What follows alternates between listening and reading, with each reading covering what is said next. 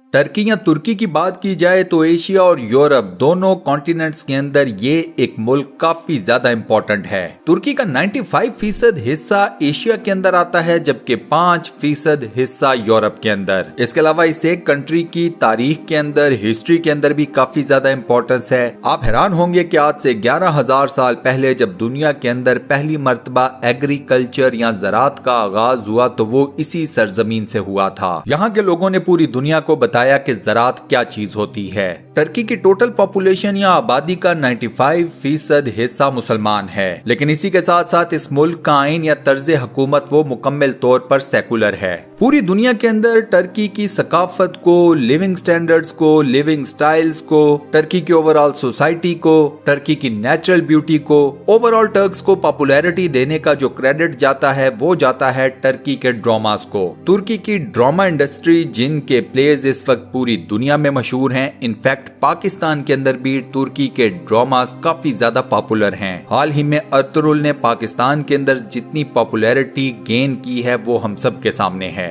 अब इसी सारी पॉपुलैरिटी की वजह से हमारी आज की ये इंटरेस्टिंग वीडियो बेस करती है टर्की के ऊपर। आज की इस वीडियो में हम आपको बताएंगे टर्की से मुतल्लिक इंतहाई अमेजिंग और इंतहाई इंफॉर्मेटिव फैक्ट्स। तो बगैर मजीद किसी वेट के आइए चलते हैं वीडियो की तरफ, लेकिन उससे पहले चैनल को सब्सक्राइब जरूर कर लें और साथ बने हुए बेल के आइकन को लाजमन प्रेस कर दें। टर्की से रिलेटेड जो सबसे इंटरेस्टिंग फैक्ट है वो है इसकी लोकेशन। अगर आप दुनिया के नक्शे के ऊपर या मैप के ऊपर देखें तो टर्की पूरी दुनिया के मिडल में आपको नजर आएगा। अपनी इस लोकेशन की वजह से टर्क्स दुनिया के किसी भी कोने में बड़े आराम से ट्रेवल कर सकते हैं। इस्तांबुल से दुनिया के 123 ममालिक को थ्रू फ्लाइट्स टच किया जा सकता है। इस एयरपोर्ट से डेली बेसिस के ऊपर 50 डोमेस्टिक फ्लाइट्स उड़ती हैं और उसी के साथ 250 इंटरनेशनल फ्लाइट्स। इस्तांबुल के अंदर ही आपको मिलता है कि इंतहाई बड़ा और दुनिया का सबसे कदीम बाजार। टर्किश में इस बाजार को कपालीलियोर कहा जाता है, जिसका मतलब है कवर्ड मार्केट। इस नाम के पीछे रीजन ये है कि इस पूरे के पूरे बाजार को एक सिंगल छत कवर करती है। 61 या 61 सड़कें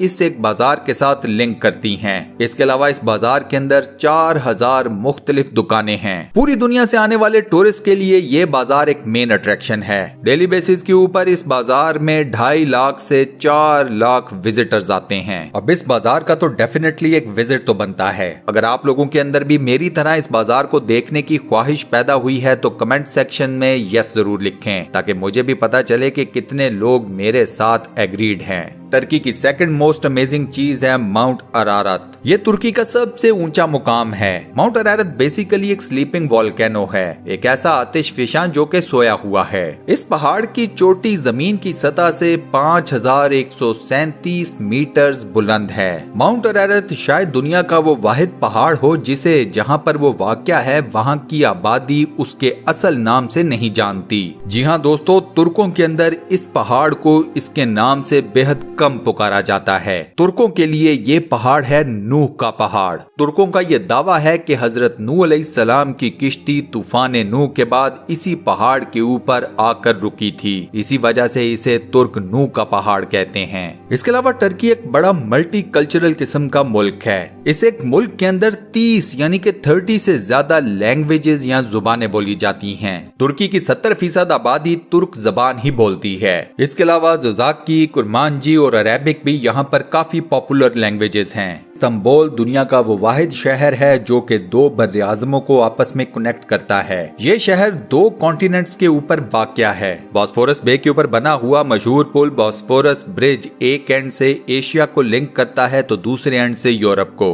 अब अगर बात की जाए तुर्की के कौमी खेल की तो वो है ऑयल रेसलिंग। इस खेल में 2 पहलवान आपस में रेसलिंग करते हैं, लेकिन रेसल करने से पहले दोनों के जिस्मों के ऊपर ऑलिव ऑयल को मल दिया जाता है। ऑलिव ऑयल की वजह से इन पहलवानों को एक दूसरे को पकड़ने में, ग्रिप करने में बेहद मुश्किल पेश आती है। और यही चीज काफी ज्यादा तुर्कों का इस एक खेल के अंदर काफी हैवी किस्म का इंटरेस्ट डेवलप करती है। टर्की के कौमी जानवर की बात की जाए तो वो है ग्रे वुल्फ। ग्रे वुल्फ एक बर्फानी भेड़िया है जो कि इंतहाई सर्दियों में रहने का आदी है। इसके अलावा ग्रे वुल्फ की जहानत भी पूरी दुनिया में मशहूर है। इसके अलावा अगर टर्की के कौमी परिंदे की बात की जाए तो वो है रेड विंग, जो कि एक छोटे साइज की चिड़िया एशिया का नाम है। टर्की का शहर इस्तांबुल इस कदर मशहूर है कि अगर आप दुनिया में किसी भी जगह के ऊपर किसी इंसान से पूछेंगे कि टर्की का कैपिटल क्या है तो वो जवाब देगा इस्तांबुल। ये जवाब गलत है। टर्की का कैपिटल अंकारा है, इस्तांबुल नहीं। टर्की के अंदर लोगों की औसत उम्र है 77.5 ईयर्स। 77.5 की ये औसत उम्र दुनिया के कई ममालिक की निस्बत काफी ज्यादा है। टर्की एक काफी बड़ा ज़रई मुल्क है। इनफैक्ट ये दुनिया का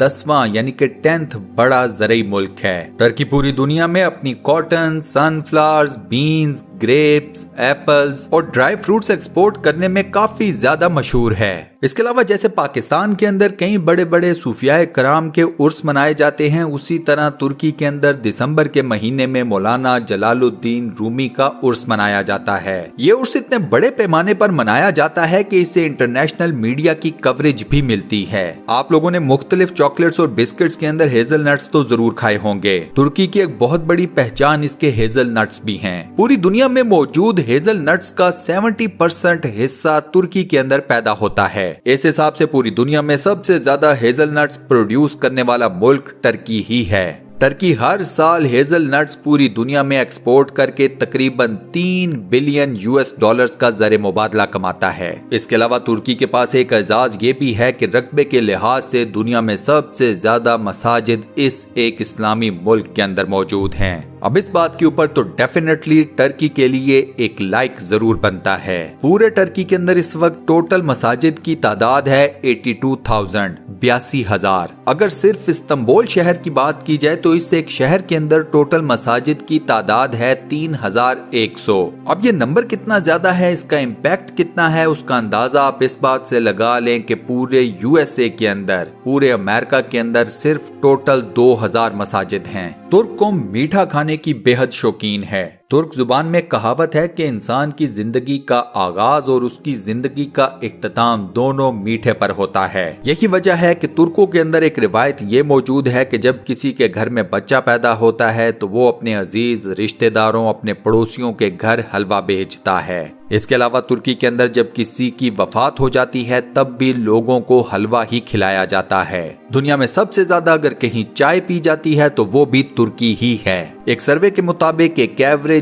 तुर्क दिन में 5 से 10 कप चाय पीता है। टर्की की पॉपुलेशन का 96% लोग डेली बेसिस के ऊपर कम से कम 1 कप चाय जरूर पीते हैं। चाय पीने की ये रेशो पूरी दुनिया में सबसे ज्यादा है। इसी वजह से तुर्की दुनिया भर में चाय पैदा करने वाला दुनिया का 5वां सबसे बड़ा मुल्क है। ट्यूलिप फ्लावर के बारे में आप सब लोग जानते होंगे। यूरोप पूरी दुनिया में इस वक्त ट्यूलिप फ्लावर्स की वजह से काफी ज्यादा पॉपुलर है। खास तौर पर हॉलैंड के अंदर ट्यूलिप फ्लावर काफी बड़े पैमाने पर ग्रो किया जाता है। लेकिन आप लोग ये बात नहीं जानते कि पूरी दुनिया को ट्यूलिप फ्लावर से मुतारिफ कराने वाला मुल्क टर्की था। यूरोपियंस को तो खास तौर पर तुर्कों के थ्रू पता चला कि ट्यूलिप फ्लावर क्या चीज होती है। तुर्कों के अंदर आपको शादी इंतहाई अर्ली एज में होती हुई नजर आएगी। अब टर्की चूंकि एक आजाद ख्याल मुल्क है, लिहाजा इसकी नौजवान नस्ल कॉलेज के जमानों में ही अपना लाइफ पार्टनर ढूंढ लेती है। ये बच्चे और बच्चियां इंतहाई अर्ली एज में अपने लाइफ पार्टनर के साथ शादी कर लेते हैं। दिलचस्प बात यह है कि ये लोग शादियां निभाते भी हैं। पूरे टर्की के अंदर तलाक की रेशो बेइंतहा कम है। सोशल मीडिया की बात की जाए तो तुर्क कौम सोशल मीडिया के ऊपर काफी ज्यादा एक्टिव है। एक सर्वे के मुताबिक पूरी दुनिया में सोशल मीडिया के ऊपर जो सबसे ज्यादा अकाउंट्स बनते हैं उनमें तुर्की तीसरे नंबर पर है। लास्ट बट नॉट लीस्ट, अगर आप टर्की के अंदर सैर के लिए जाते हैं, ट्रैवल करने जाते हैं, तो कोशिश ये कीजिएगा कि आप रेड कलर की कैप मत पहनिएगा। टर्क्स के अंदर रेड कलर की कैप पहनने को ज्यादा अच्छा नहीं समझा जाता। टर्किश हुकूमत भी कोशिश ये करती है कि रेड कलर की कैप्स आम आवाम में ना पहनी जाए।